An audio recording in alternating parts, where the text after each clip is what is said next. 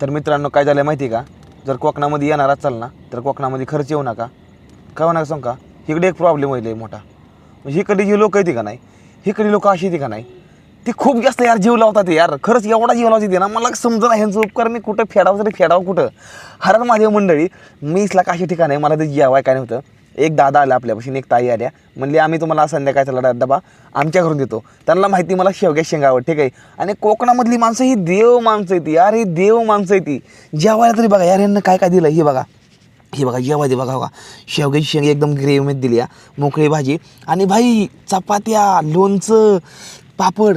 म्हणजे मला एकच सांगून द्या, तुम्ही काय ठरवलं आहे काय की फुल्या माणूस ज्यावेळेस तुमच्यापाशी येतो त्यावेळेस त्या माणसाला आपण माघारी जाऊन द्यायचं नाही, असं तुम्ही ठरवलं आहे का काय कोकणातल्या माणसांना? मला एक सांगून द्या रे यार, काय काय बोलू तुमच्याबद्दल.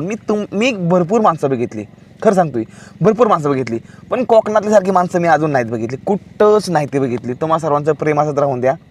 तुमचं उपकार कुठं फेडू मला समजणं झालं या. बघा बघा, ही आहे कोकणातलं प्रेम. धन्यवाद यार, मनापासून तुम्ही खूप मदत करताय मला, अशीच मदत करत राहा यार. हर हर महादेव कोकणकरांनो.